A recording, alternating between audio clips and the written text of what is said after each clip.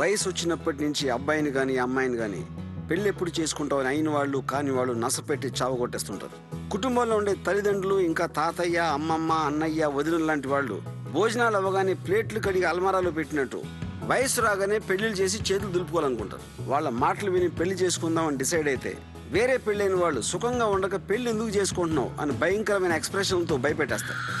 ఇక ప్రేమ పెళ్లిళ్ళ గురించి చెప్పాలంటే పెళ్లి ప్రేమ నుంచి రావచ్చేమో కానీ ప్రేమ వచ్చేది మాత్రం జస్ట్ కెమిస్ట్రీ నుంచి. అర్థం అయ్యి అవన్నట్టు చెప్పాలంటే ప్రేమ అనేది ఒక రసాయనిక యాక్షన్.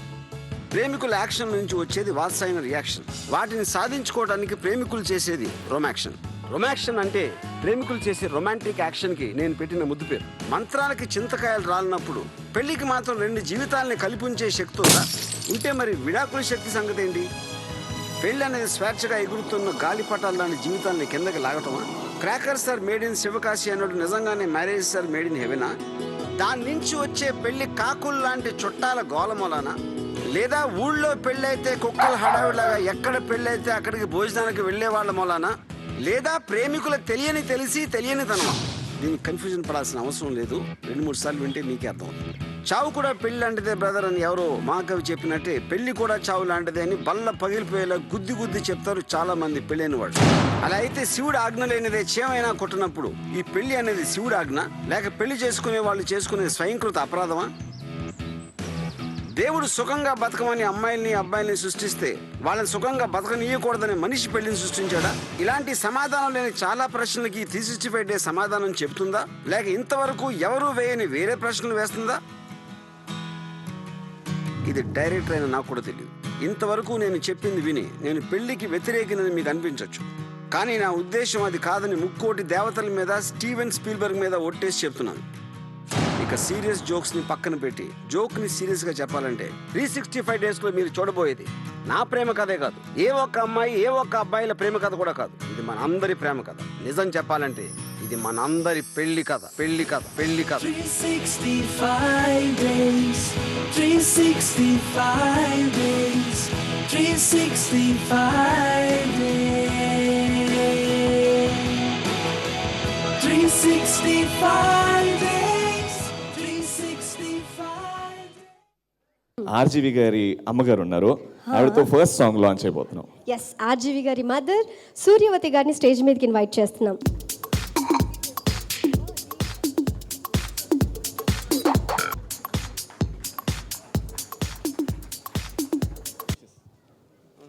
First song launch. తను చేయు డ్యూటీలో భాగంగానో లేకుంటే ఇంకేదో రీజన్తోనో దేవుడు ఒకనాడు వీడిని పుట్టించాడు.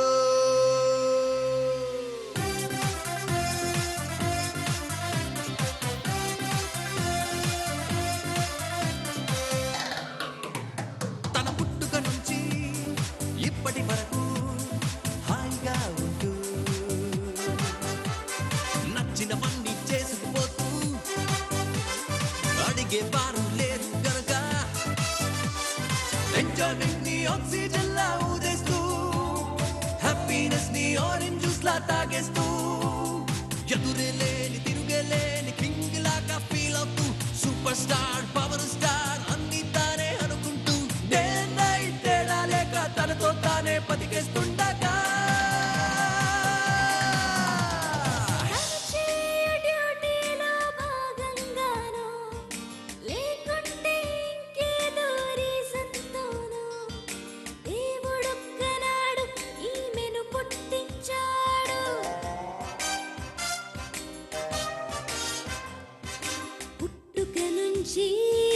ఇప్పటి వరకు రీలో ఫుల్ మూన్ లైట్ లా నవ్వేస్తూ పగలేమో బ్రైట్ సన్ షైన్ లా చూసేస్తూ కలర్ఫుల్ గా బటర్ఫ్లై లా ఎగిరిపోతూ ఎవరి కోసమో ఆలోచించే పని లేదు గనుక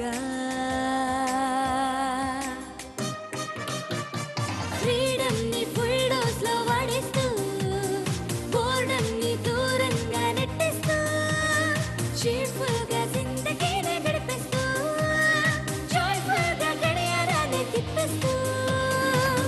లైఫ్ ని 3 పిక్నిక్లు 6 షికార్లుగా తిరుగుచుండగా ఒకరోజు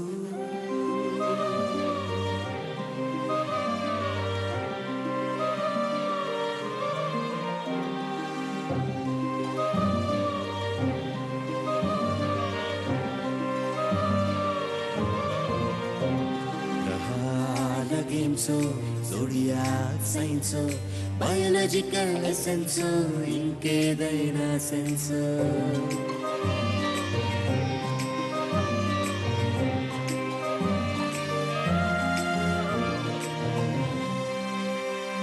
చూపులు కలిసాయి, చేతులు కలిసాయి, మాటలు కలిసాయి, మనసులు కలిసాయి, ఆటలు కురిసాయి, రంగులు కురిసాయి, రెక్కలు విప్పాయి, చుక్కలు దాటాయి. ఆ తర్వాత అతడు ఆమె ఇప్పుడు వేరుగా లేమంటూ అంతులేనంత హాయిగా ఉండాలనుకుంటూ పెళ్లి చేసుకున్నారు. సెకండ్ సాంగ్ని లాంచ్ చేయడానికి ఇద్దరు వండర్ఫుల్ రైటర్స్, ఒకరు అందులోకి వెళ్ళి అద్భుతమైన నటుడు ఉత్తేజ్ గారు అండ్ అలాగే కోనా వెంకట్ గారిని స్టేజ్ మీదకి రావాల్సిందిగా కోరుకుంటున్నామండి. సో ఫస్ట్ కోనా వెంకట్ గారు మీతో స్టార్ట్ చేద్దాం. సాంగ్ లాంచ్ తర్వాత ఫస్ట్ స్పీచ్ అంట. సో పెళ్లి తర్వాత వచ్చే కష్టాలు నిజంగానే కష్టాలు వస్తాయా లేకపోతే ఏంటి ఇప్పుడు అడిగేస్తున్నావా? Okay, second song launch please.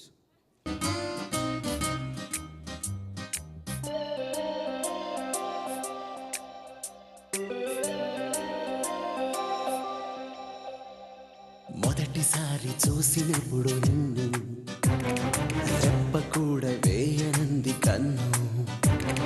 రెండోసారి చూసినప్పుడు నిన్ను ఒక్క చూపు గుచ్చి చంపే నన్ను.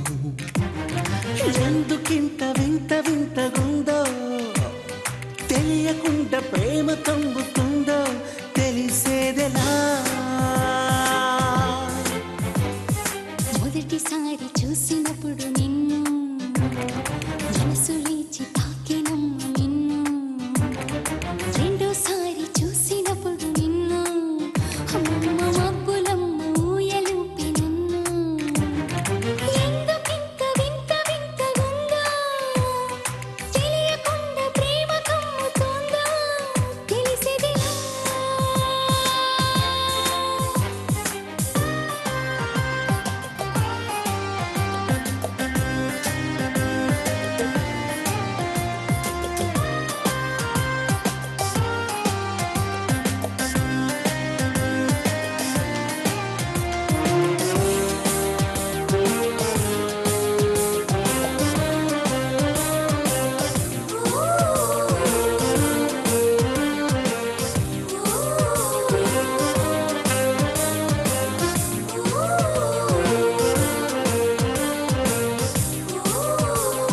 కనులు తెరిచి కలలు కంటూ ఉన్నా, కనులు మూసి నిన్ను చూస్తూ ఉన్నా, నాలో నేను నవ్వుకుంటూ ఉన్నా, పిచ్చి ఏదో పట్టినట్టు ఉన్నా. నేనేమిటో నువ్వేమిటో, నా ప్రాణమే పోయేనటో. ఇదేమిటో కథేమిటో, ఇలాగనా గతేమిటో, మరి ఇలా ఉందేమిటేమిటేమిటో.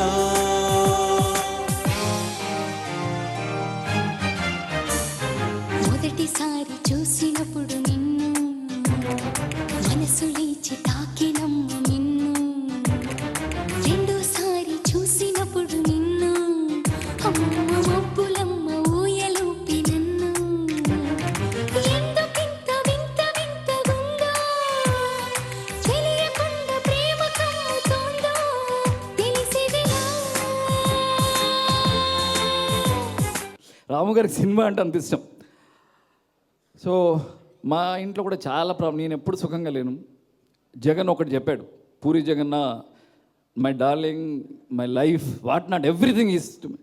ఉత్తేజ్ ఒకటే గుర్తుపెట్టుకో, 3 ఫోన్లు చేస్తే 4వ ఫోన్ ఏదని అడుగుతారు. 5 తులాల బంగారం కొంటే 6వ తులం ఏదంటారు. 10 చీరలు కొంటే 11వ చీర ఏదంటారు. 6 గంటలకు వస్తే ఎందుకు 5 గంటలకు రాలేదంటారు. ఒక్క సినిమాకి తీసుకెళ్తే 2వ సినిమా ఏదంటారు. సో ఎప్పుడూ ఒకటి నీకు బాకీయే, ఫిక్స్ అవ్వు అని చెప్పారు. అప్పటి నుంచి నేను చాలా సుఖంగా ఉన్నాను. సో ప్లీజ్ మ్యారేజ్ బాగా ఆలోచన చేసుకోండి. All the best, love you. కానీ ఎంత మాట్లాడినా మీ ఆవిడంటే మీకు పిచ్చి ప్రేమ సార్. అంటే ఇక్కడ ఏదో మావిడ చూస్తుందని కాదు, లైవ్ ఉందని కాదు. ఇన్స్పైట్ ఆఫ్ ఆల్ దట్ నేను పెళ్ళంటూ చేసుకోకపోతే చాలా పెద్ద బేవారసోడిని అయి ఉండేవాడిని నా గట్టి నమ్మకం. పెళ్ళి అన్నది ఒక మనిషికి బాధ్యతల్ని నేర్పిస్తుంది అని నాకు ఒక 10 years అయిన తర్వాత తెలిసింది. సో అదర్వైజ్ మనం ఎటో తిరుగుతుండేవాళ్ళమేమో. సో మనకి ఒక గోలు, మన లైఫ్లో కొన్ని బ్యూటిఫుల్ మన పిల్లల రూపంలో వచ్చే బాధ్యతలు, రెస్పాన్సిబిలిటీస్, మనం ఏదో ఒకటి సాధించాలి, అచీవ్ చేయాలి, అది వాళ్ళ కోసం అనే ఒక తపన, ఇవన్నీ క్రియేట్ చేసిన మ్యారేజ్. సో నా ఉద్దేశంలో like it's beautiful relation. I think every one should go through it. Thank you so much. Fantastic. Thank you so much sir. Kona Venkat గారు అండ్ ఉత్తేజ్ గారు, thank you so much sir. Third సాంగ్కి వెళ్ళిపోదాం అప్పుడే. Third song వెళ్ళిపోదాం. Yeah. And గెస్ట్లు ఇద్దరు beautiful ladies వచ్చేస్తున్నారు. Hey. Let's welcome గట్టిగా చప్పట్లతో చార్మి గారు అండ్ సురభి గారు ఆన్ స్టేజ్.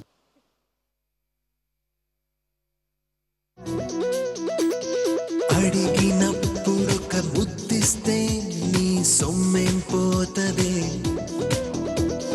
కోరినప్పుడొక కౌగిలిస్తే నీ సోకేమైతదే,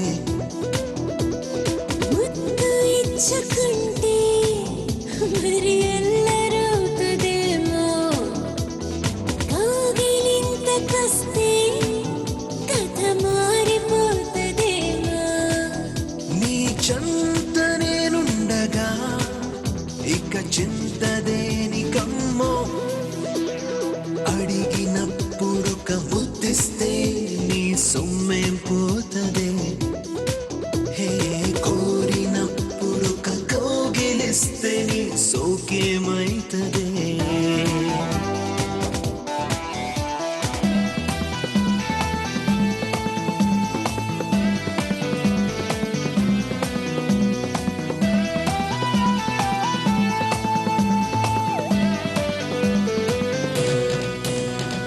ప్రాణమైన ప్రేమదేవి కళ్ళలో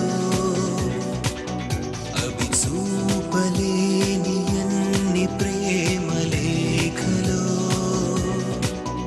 ఇప్పుడే చదివా ఎదలో నువ్వు రాసి ఇచ్చిన ప్రేమ లేఖని, అడిగినప్పుడొక ముద్దిస్తే నీ సొమ్మేం పోతదే, ఓ కోరినప్పుడొక కౌగిలిస్తే నీ సోకేమైతదే. ఫోర్త్ సాంగ్ లాంచ్ చేయడానికి కళామందిర్ కళ్యాణ్ గారు అలాగే మధురా శ్రీధర్ మధురా గారు శ్రీధర్ గారిని స్టేజ్ మీదకి రావాల్సిందిగా కోరుకుంటున్నామండి. Yeah, fourth song launch of 365 Days movie. ఆ దేవుడు పుట్టించాడు నిన్ను నా కోసం, నా సొంతం అవ్వాలమ్మా నీ అందము,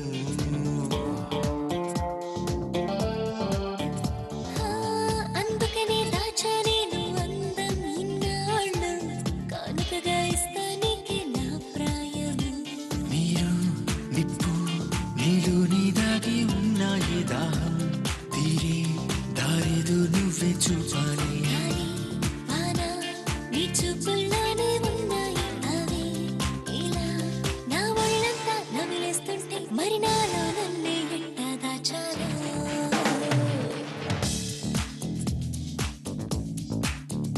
హే హే ఆ దేవుడు పుట్టించాడు నిన్ను నా కోసం, నా సొంతం అవ్వాలమ్మా నీ అందము.